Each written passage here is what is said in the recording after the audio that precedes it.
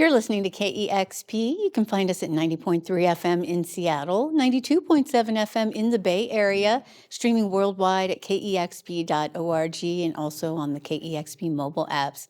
I'm Cheryl Waters. Thank you so much for joining us, and thanks to everyone who supports KEXP with your financial gifts. You make all of these wonderful sessions and so much more possible with your support, so thank you so much. Again, you can go to kexp.org anytime to support great music discovery here where the music matters. I've got a wonderful band here with me in the studios today. It's Fazerdaze. Welcome. Thank you so much, Cheryl. It's so nice to be here. It's so wonderful to have you here. I'm so in love with the new album, Soft Power, and you're going to start with a song from that, yes? Yeah, we're going to start with Bigger. It's Fazerdaze live on KEXP.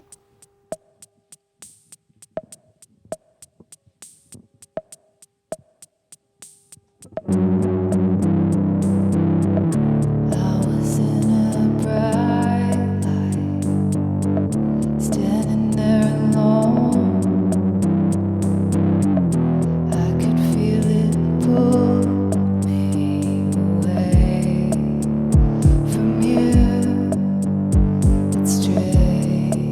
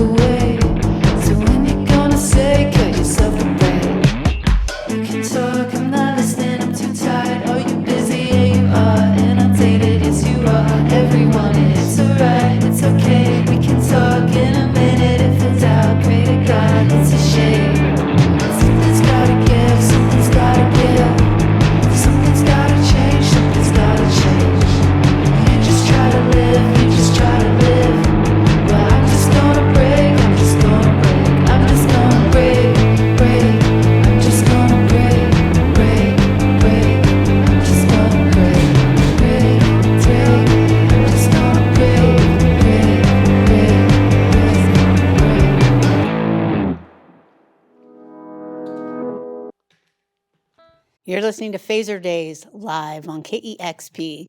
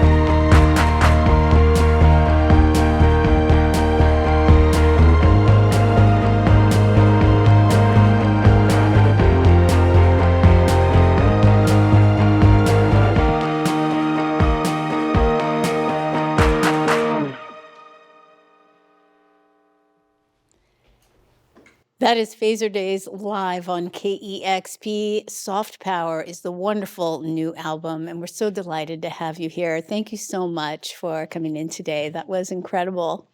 Thank you so much for having us. We're just so stoked to be here. I love it.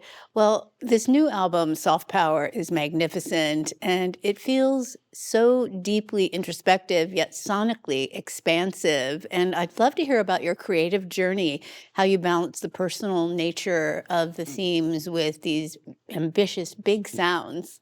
Yeah, well, I guess I made this at a time in my life where I just felt really tiny and I felt really insecure. And just making really big sounding music was a way for me to just have an outlet and have a really safe space for me to be big. And so I guess that's kind of what led me to making and producing this sonically large sounding record. Just really feeling small, really. Well, you're talking about that soft power coming kind of from a place of darkness, and I've read that you felt like it was a time of self-rebuilding. Can you talk a little bit about how creating the album helped you process some challenging experiences that you were going on in your life? Yeah, I guess it gave me something to focus on when I just didn't feel like much was in my control or much was going well for me. And the album was a space for me to have a bit more control and freedom. And it was just like this space I could kind of escape to. It was just working away on Logic at home in my room. And it gave me a lot of comfort through a really unsettling time in my life, just working away on a record. Although sometimes I think making a record does make you feel like a bit isolated as well. So, yeah. Did the isolation suit you? Sometimes, but I think there's also a line where it's like unhealthy. Well, moving out of Auckland, it sounds like marked a major turning point for you, both for yourself personally and in digging into these songs and making this album. How did that physical and emotional distance influence the music, do you think?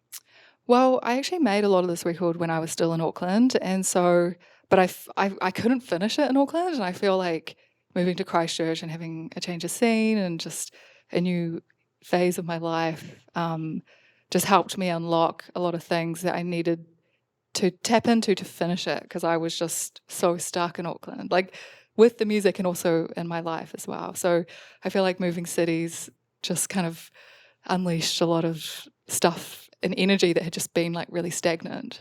And it sounds like you like that slower paced life. Oh yeah, I really like it. Now that I'm 31, a bit older, I like a more chill, relaxed day-to-day life, especially with touring as well. Like touring can be so intense on us, and then to kind of go home and just walk around the park and live a very gentle life is really nice. I'm really looking forward to.